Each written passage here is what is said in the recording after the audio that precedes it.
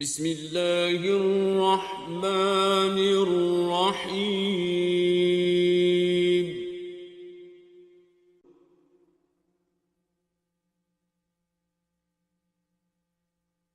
وَلَقَدْ يَسَّرْنَا الْقُرْآنَ لِلذِّكْرِ فَهَلْ مِن مُّدَّكِرٍ نحمده ونصلي على رسوله الكريم اللهم صل على محمد وعلى آل محمد كما صليت على إبراهيم وعلى آل إبراهيم إنك حميد مجيد اللهم بارك على محمد وعلى آل محمد كما باركت على إبراهيم وعلى آل إبراهيم إنك حميد مجيد قال الله تعالى في القرآن المجيد فأعوذ بالله من الشيطان الرجيم بسم الله الرحمن الرحيم ألف لام ميم ذلك الكتاب لا ريب فيه هدى للمتقين الذين يؤمنون بالغيب ويقيمون الصلاة ومما رزقناهم ينفقون صدق الله العظيم. معزز سامعین کرام، پیارے بچوں، السلام علیکم ورحمۃ اللہ.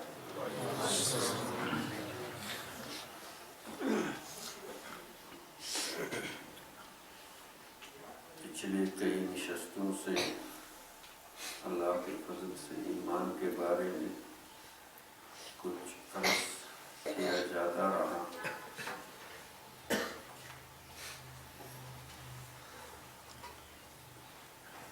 ابھی عزیز نعیم سید نعیم نے جو نعت پڑھی اس میں حکیم اختر صاحب کی غالباً یہ نعت ہے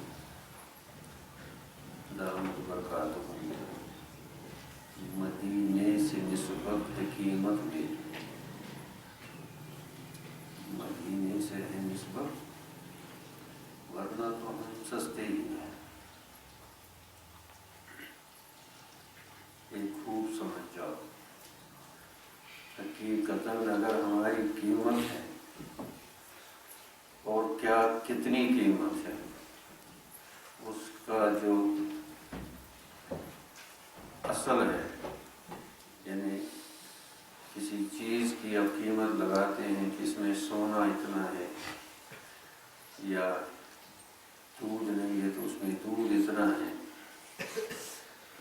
کوئی اور چیز نہیں ہے گھی اتنا ہے، تو قیمت لگتی ہے اس چیز میں کیا چیز ہے.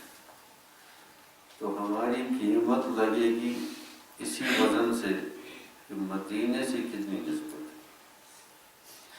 جتنی نسبت زیادہ اتنی قیمت زیادہ، جتنی نسبت کم اتنی قیمت. یہ پورے غور سے یاد رکھو اور اس چیز کو سمجھ جاؤ. جتنی مدینے سے نسبت ہوگی اتنی ہی قیمت ہوگی، اور جتنے مدینے سے دوری ہوگی اتنی قیمت کم ہوگی. یہ اللہ کے بندوں، خاص بندوں کا کلام ہوتا ہے. میں نے خود ان کی کرامت دیکھی ہے. اللہ والوں کے عجیب احوال ہوتے ہیں. حکیم اختر صاحب کی کرامت میں نے اپنے آنکھوں سے دیکھی. اللہ ان کے درجات بلند کرے.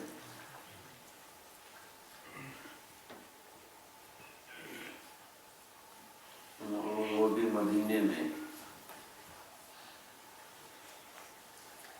رمضان کا مہینہ تھا اور افطاری کا وقت تھا، مغرب کی نماز کا وقت تھا. تو اللہ تعالیٰ نے کرم کیا کہ ہماری ملاقات حضرت حکیم صاحب سے ہو گئی. افطاری ایک ساتھ کی تو انہوں نے ہم کو روانگی تھی جدہ جانا تھا، واپس جانا تھا، تو انہوں نے کہا کہ ہم تو افطاری کر کے ہی چلے جائیں گے کیونکہ ہماری روانگی جدہ ہے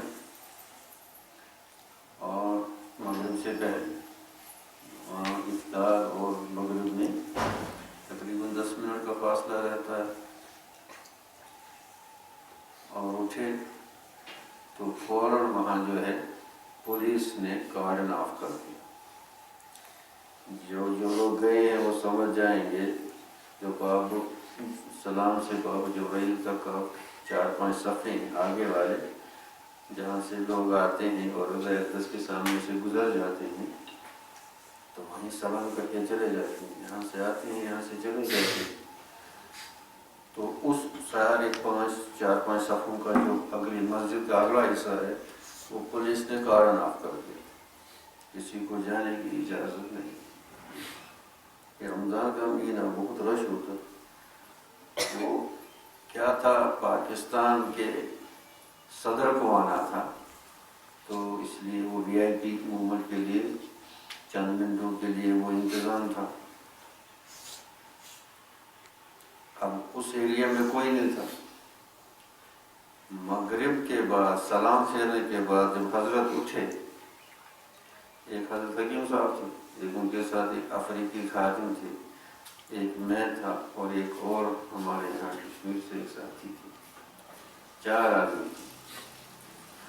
کل 4 آدمی روزہ اقدس پر تھے، کوئی اور نہیں تھا۔ یعنی اس میں میرے خیال سے تقریباً 500 سے زیادہ، 1000 پتہ نہیں کتنے لوگ ہر وقت رہتے ہیں، اور رمضان کا مہینہ کوئی نہیں تھا، کسی کو نہیں چھوڑا تھا، حضرت کو چھوڑا اور ہم ہاتھ پکڑے تھے اور انہوں نے روزہ اقدس پر سلام کیا۔ تو میں نے یہ نتیجہ نکالا کہ ظاہر میں انتظام صدر پاکستان کے لیے تھا لیکن باطناً انتظام حضرت کے لیے تھا، کیونکہ وہاں یہ انسان سوچ نہیں سکتا زندگی میں کوئی موقع ملے گا کہ روزہ اقدس پر اکیلے ہوں گے، وہ کوئی نہیں ہوگا، ایسا کوئی موقع ملے گا۔ یہ مدینے سے ہے نسبت، یہ حضرت کی اختر ہے قلب و جاں ہمارا وہاں، گرچہ ہم مدینے سے دور رہتے ہیں لیکن قلب و جان وہیں ہے۔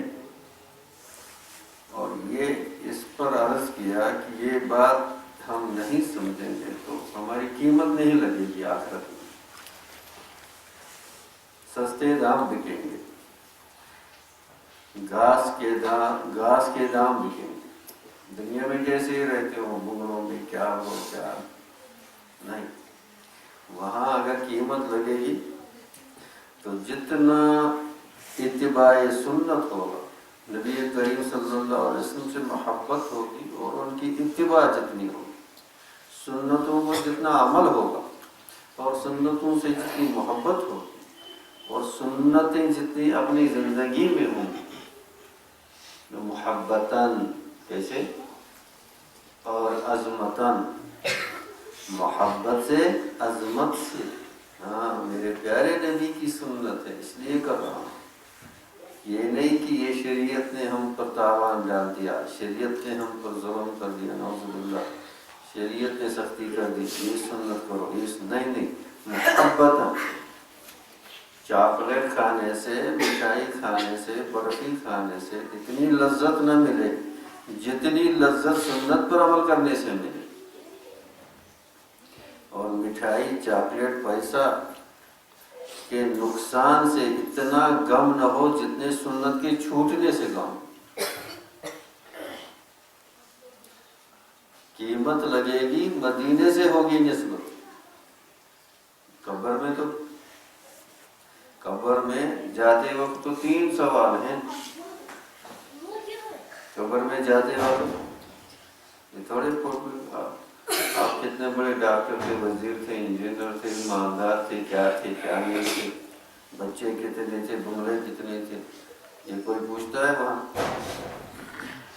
مان ربو کا پہلے ہی سوال ہو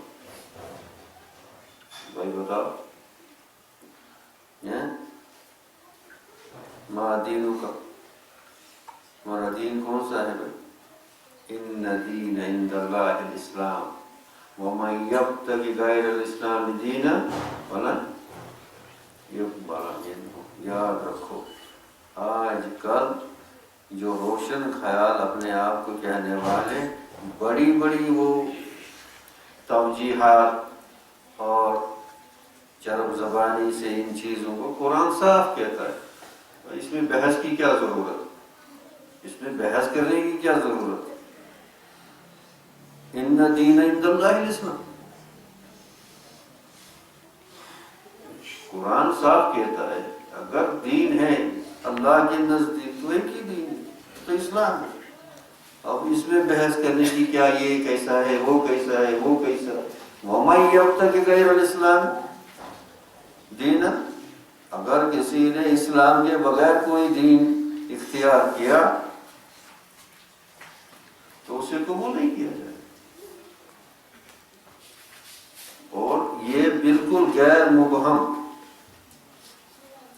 یعنی وداؤٹ اینی ایمبیگیٹی، کسی ابہام کے بغیر قرآن کا اعلان ہے۔ اب اس میں لوگ کتابوں کی کتابیں لکھتے ہیں، مضامین کے مضامین لکھتے ہیں،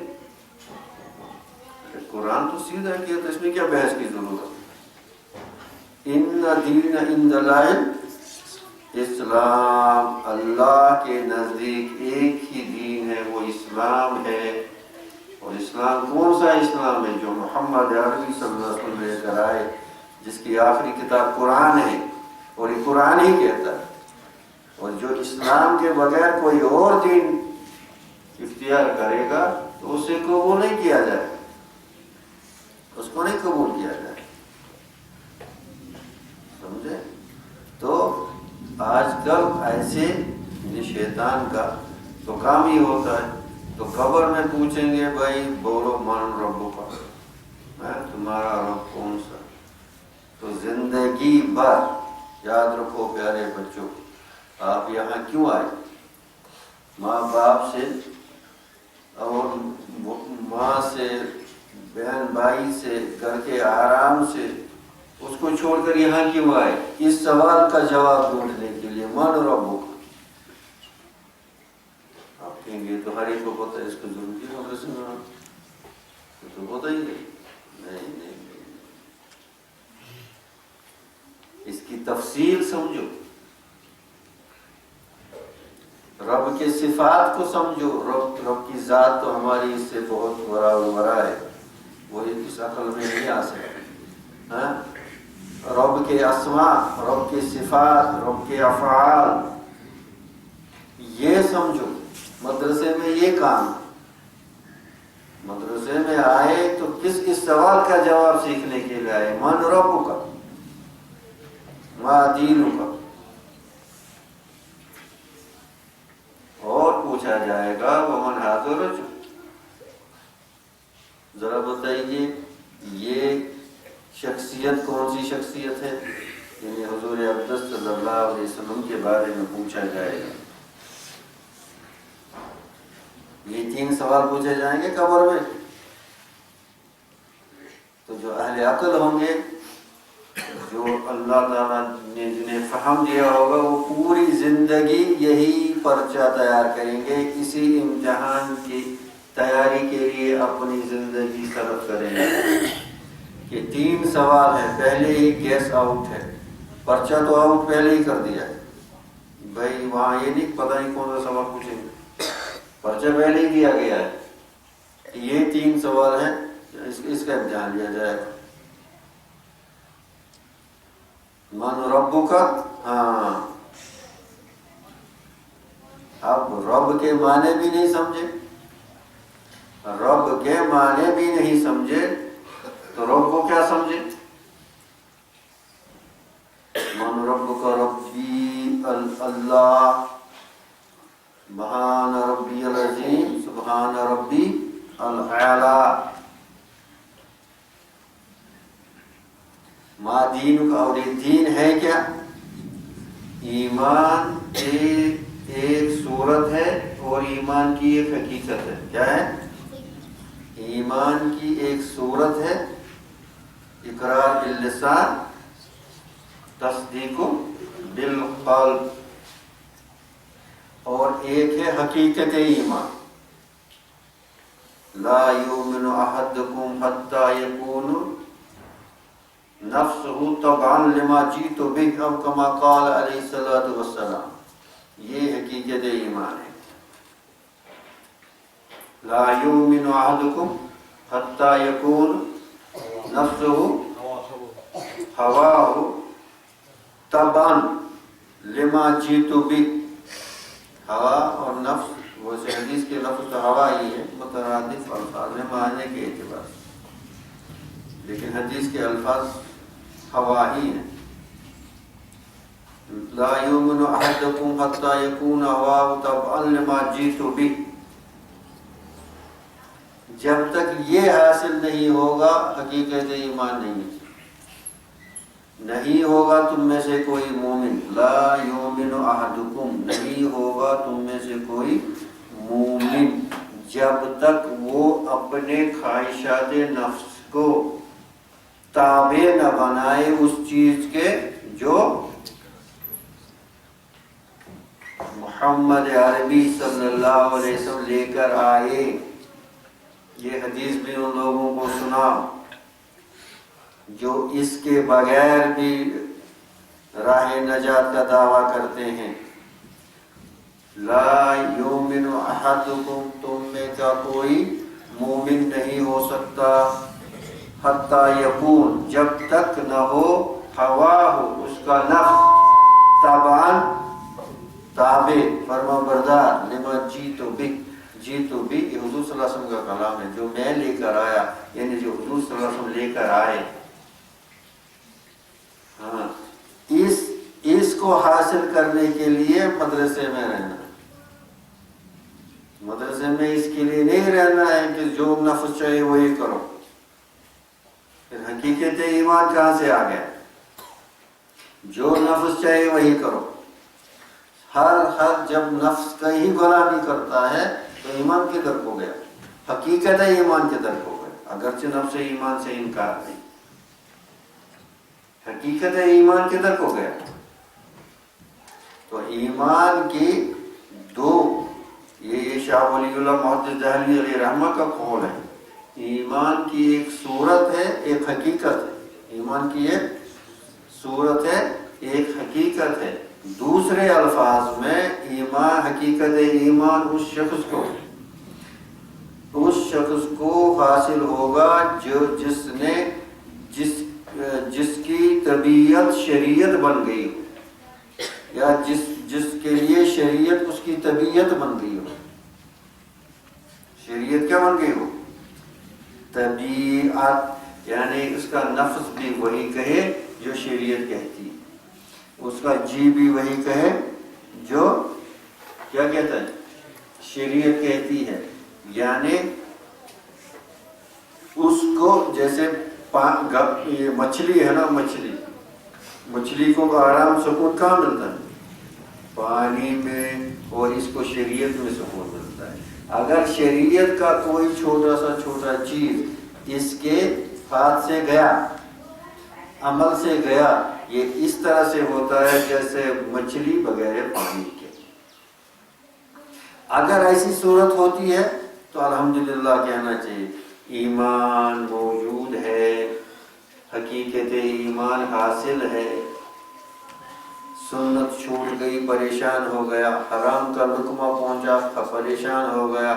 جھوٹ کہا، پریشان ہو گیا. کیسا پریشان؟ ایسا پریشان کہ توبہ کر کے جب تک نہ اس گناہ کو دھلا دے. اللہ تعالیٰ غفور الرحیم ہے. کیا ہے؟ اللہ تعالیٰ غفور الرحیم ہے. اللہ تعالیٰ غفار ہے. انی لغفار لمن تاب. بعض روایت میں آیا ہے کہ یہ آیت عرش کے نیچے لکھی ہوئی ہے. انی لغفار لمن تاب. اللہ تعالیٰ غفار ہے، یہی سیکھنا ہے نا۔ میں نے کیا عرض کیا تھا پہلے، مدرسے میں کیا سیکھنا ہے؟ ہمارا رب کیسا ہے، من رب کا، ہمارا رب جو ہے، ہم نے کہا ہمارا رب اللہ ہے، لیکن وہ کیسا ہے، اس کی صفتیں کیا ہیں، اس کی طاقت کیسی ہے، یہ سمجھنا ہے، یہ سیکھنا ہے۔ تو کہیں گے کہ اللہ جو ہے وہ غفار ہے، میں نے گناہ کیے، بڑا گناہ گار ہوں، لیکن نادم ہونا، ندیم ہونا اور گناہ پر پچھتانا، رونا، بلبلانا، یہ صفت ہے آدمیت کی۔ کس کی؟ آدم علیہ السلام سے وَلَقَدْ اجتہادی يَسَّرْنَا جو یہ ہوا، یہ صحاب جو ہوا، الذِّكْرِ فَهَلْ پیغمبر لوگ تو گناہ نہیں کرتے، مُدَّكِرٌ پیغمبر جو ہے اللہ کی طرف سے حفاظت ہوتی ہے، لیکن آدم علیہ السلام تو فوراً کہہ دیا ربنا ظلمنا انفسنا وَإِن لَّمْ تَغْفِرْ لَنَا وَتَرْحَمْنَا لَنَكُونَنَّ مِنَ الْخَاسِرِينَ۔ ابلیس نے قصداً غلطی کی اور بحث کرنے لگا، انا خلقتہ من طین وخلقتنی من نار وانا خیر من، اب بحث کرنے لگا، اور بحث کسی کرتا؟ اللہ جل شانہ۔ اب بچے نے غلطی کی، اب استاد سے بحث کرتا ہے، والدین سے بحث کرتا ہے، لڑتا ہے، جھگڑتا ہے، میں نے نہیں ایسے کیا۔ یہ ابلیس کی صفت اس میں ہے۔ اگر آدم علیہ السلام کی صفت ہوتی کیا غلطی ہوگی، میں مانتا ہوں تو میں اللہ سے توبہ کرتا ہوں، اللہ سے معافی مانگوں گا، آپ بھی معاف کیجیے۔ اور الٹا کیا کرتا ہے؟ بحث کرتا ہے، نہیں میں نے تو کیے، میں نے کب کیا اسی نے ہوتا ہے۔ تو جو ایسا کرتا ہے اس میں کس کی صفت ہے؟ ابلیس کی یا آدم علیہ السلام؟ یہ ابلیسیت ہے، یہ کیا ہے؟ ابلیسیت ہے، یعنی اس کے اندر ابلیسیت ہے۔ ہاں فوراً سمجھ جاتا ہے کہ ایک تو میں نے گناہ کیا، ایک استاد یا والدین یا بڑوں کے سامنے جھوٹ بولوں تو دوسرا گناہ ہو، نامہ اعمال میں تو دونوں لکھے جائیں گے، ایک میں نے جو گناہ کیا اور اب میں جھوٹ بول رہا ہوں اور استاد یا والد یا کسی کو دھوکہ دے رہا ہوں تو اور گناہ لکھے جائیں گے۔ اس سے بہتر ہے پہلے ہی گناہ سے اللہ تعالیٰ، اور یاد رکھنا چاہیے اللہ تعالیٰ ستار بھی ہے، کیا ہے؟ ستاری کرتے ہیں۔ ہمارے بہت سے عیب جو ہیں اگر وہ نہ چھپائے تو انسان ذلیل ہو جائے۔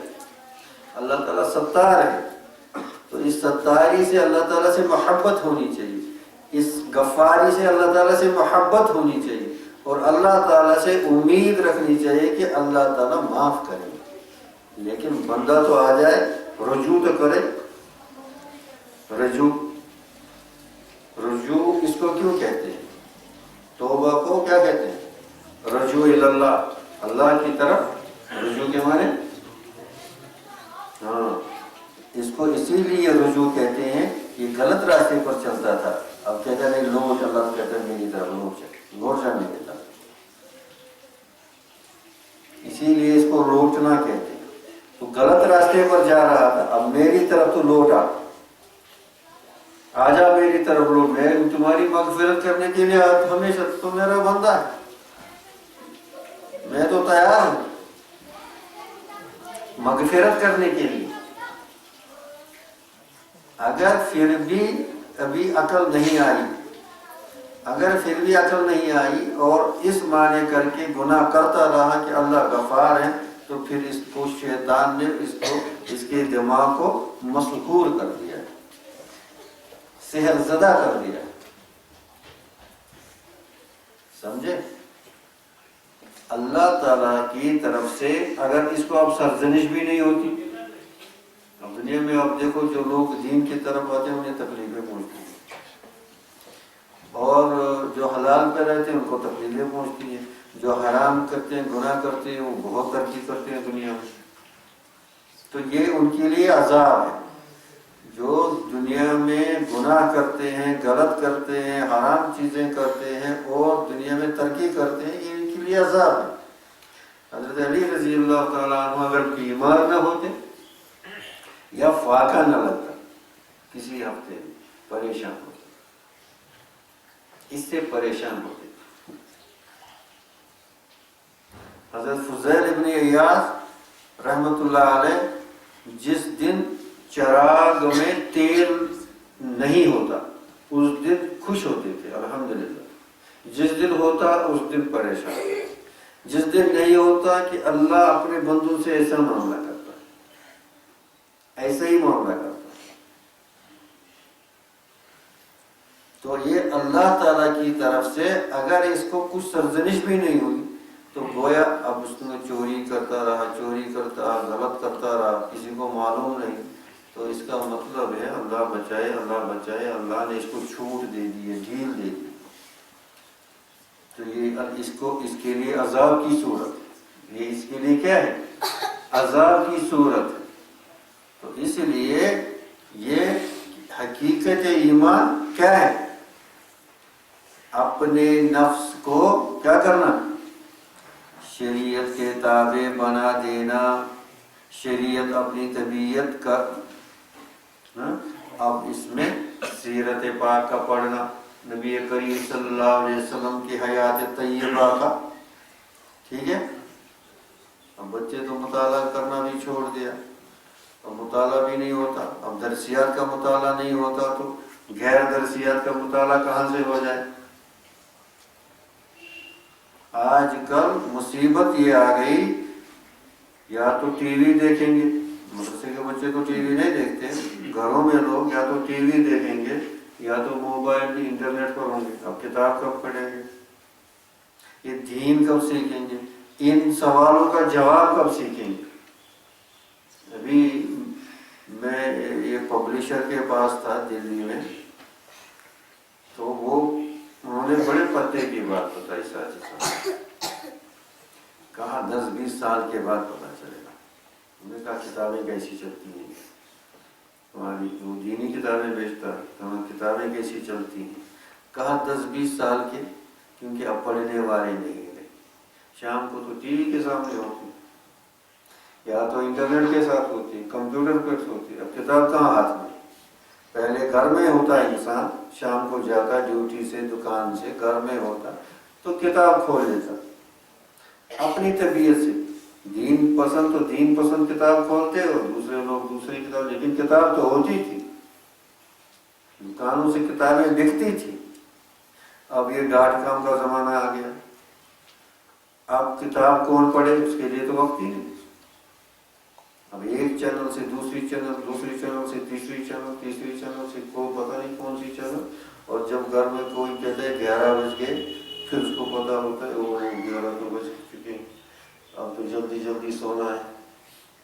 تو یہ جو سوال ہے من ربک ما دینک، اور حضور صلی اللہ علیہ وسلم کے بارے میں سوال پوچھے جائے گا، ان کا جواب کہاں سے سیکھے گا؟ تو جس نے امتحان کی تیاری نہیں کی وہ کامیاب ہوا یا فیل ہوگا؟ جس نے امتحان کی تیاری نہیں کی وہ وہاں پاس ہوگا فیل ہوگا؟ تو جو وہاں فیل ہو گئے تو فیل، اس کی ساری زندگی میں فیل، سمجھے؟ تو اس لیے یہ سمجھو کہ ہمارا کوشچن پیپر کیا ہے، سوال نامہ کیا ہے، پہلے دیا گیا ہے۔ اب ان سوالوں کے جوابات میرے پاس کس درجے کے،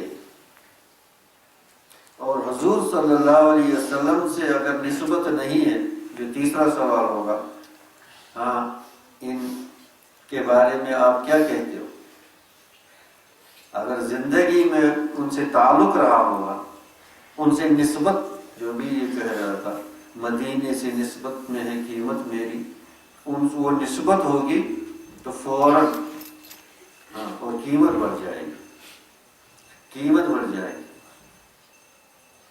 رابعہ بصریہ کے بارے میں آتا ہے کہ جب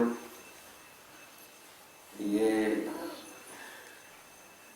یہ آئے کسی نے خواب میں دیکھا انتقال کے بعد، پوچھا رابعہ کیا حال ہوا؟ اب رابعہ سے کسی بزرگ نے یہ خواب دیکھا اور اس نے یہ نقل کیا، تو کہا رابعہ سے رابعہ کیا حال ہوا؟ تو فرشتے آئے، کہا من ربک کی، تمہارا رب کون؟ رابعہ نے الٹا امتحان لیا، کہا آپ کہاں سے آ گئے؟ کہا ہم آسمان سے آئے۔ کہا کتنی مسافت ہے؟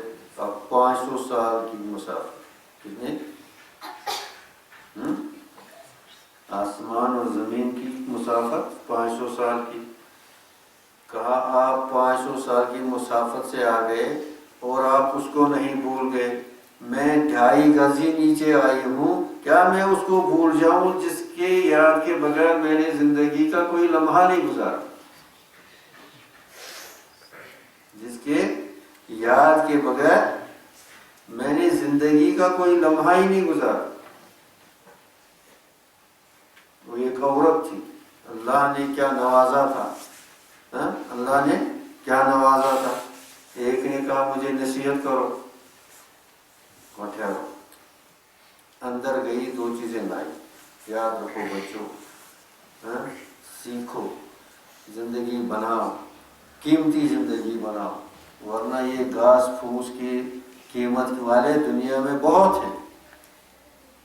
ہیں، کثیر و تعداد ہے، جن کی کوئی نہ اس دنیا میں حیثیت ہوگی نہ اس دنیا میں کوئی قیمت ہوگی۔ تو اندر گئی 2 چیزیں لائی، ایک سوئی لائی، ایک شمع لائی، کہا یہ لے، ان سے سبق سیکھو۔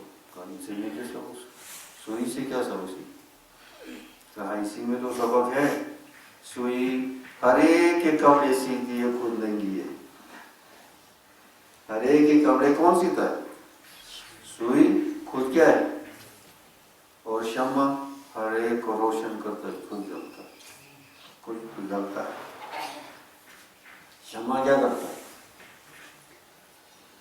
دوسروں کو فائدہ دیتا ہے، خود کیا کرتا ہے؟ خود پگھلتا ہے، خود اپنی جان دے دیتا ہے۔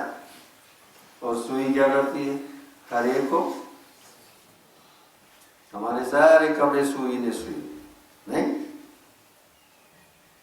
اور خود کیسی ہے؟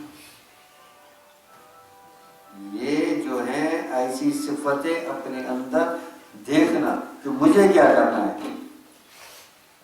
جیسے میں حضرت ثانی علیہ رحمہ کے وہ الفاظ اکثر دہراتا ہوں، اور یہ کہ وہ سنہری حرفوں سے لکھنے کے لائق ہیں۔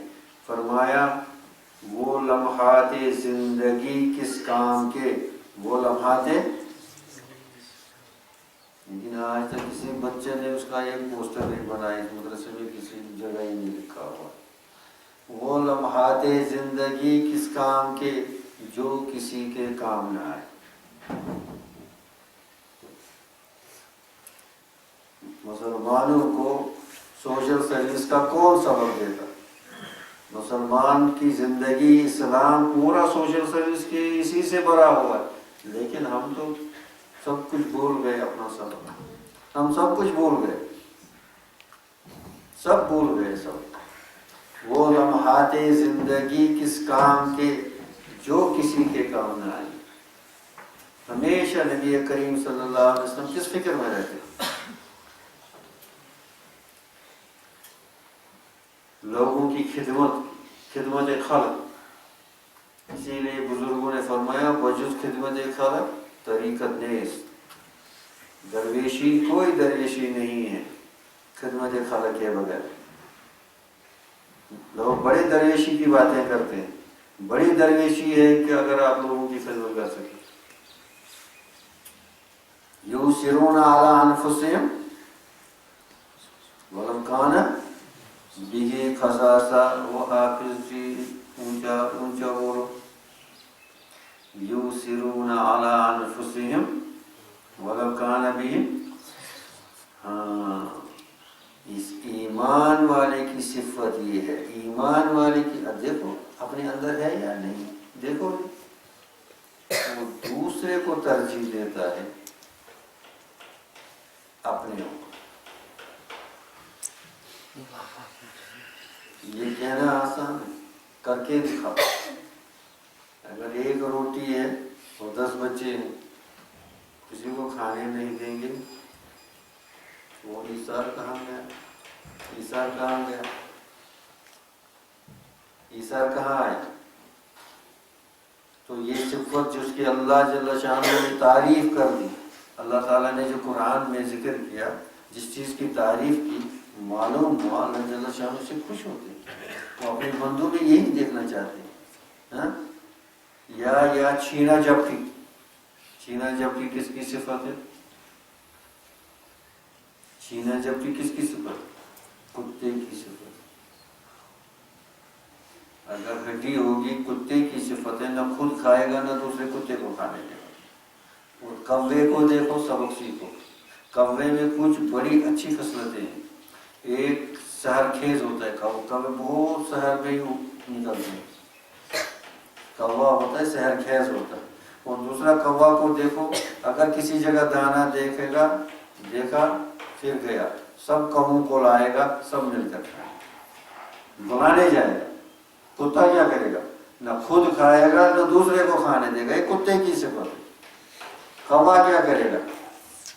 کسی جگہ دیکھا دانا نیچے تو اڑ کر واپس جائے گا، اپنے ساتھیوں کو لائے گا اور پھر مل کر کھائیں گے۔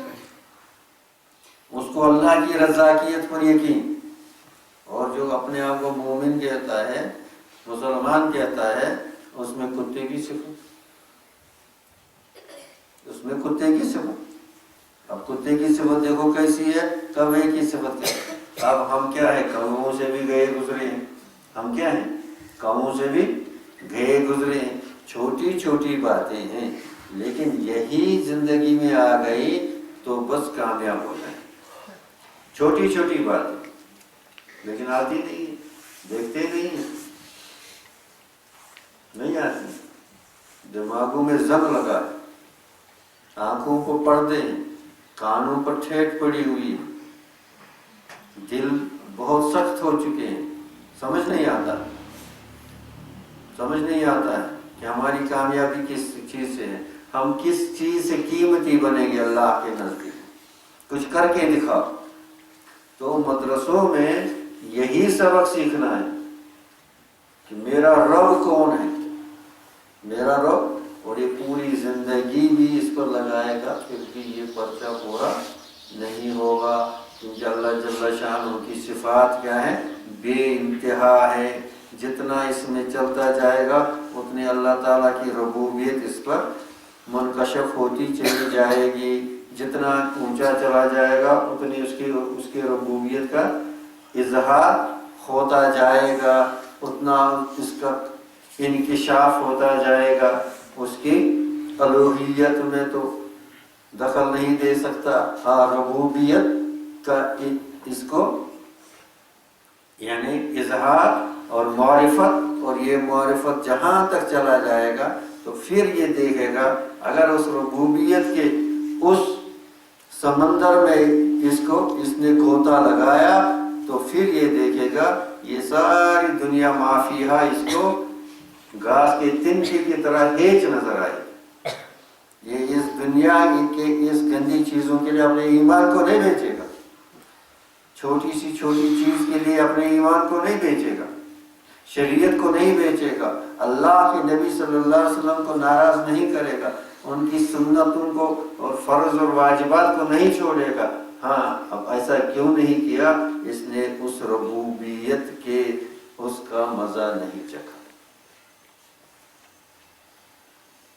ما ذاق طعم الایمان، نہیں چکھا اس نے ایمان کا مذائقہ، اس لیے ایسا کرتا ہے۔ اگر ایمان کا ذائقہ چکھا ہوتا، ربوبیت کے معرفت ربوبیت کا ذائقہ چکھا ہوتا، پھر اس کی زندگی دوسری ہوتی، اس کے شب و روز دوسرے ہوتے، اس کا ویژن، اس کا نظریہ، اس کا ظاہر و باطن بالکل مختلف ہوتا، دور سے نظر آتا۔ ہاں، اس کو کیا دیا جا رہا ہے؟ معرفت الہیہ کا دودھ اس کو پلایا جا رہا ہے۔ نور الہی جو ہے یہ دودھ کے مانند ہے، اللہ اپنے بندوں کو پلاتا رہتا ہے، ہوا یطعمنی ویسقینی، اللہ کے نبی صلی اللہ علیہ وسلم فرمایا وہ مجھے کھلاتا ہے، وہ مجھے پلاتا ہے، وہ مجھے کھلاتا ہے، وہ مجھے پلاتا ہے۔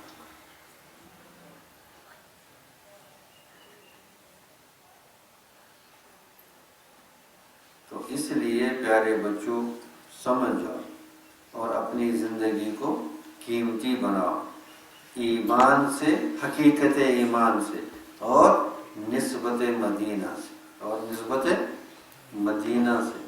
اللہ جزائے خیر دے نعیم کو بھی کہ یہ بات ہم تک پہنچا دی، تاکہ اللہ تعالی ہمیں بھی نصیب کرے۔ وآخر دعوانا السلام علیکم۔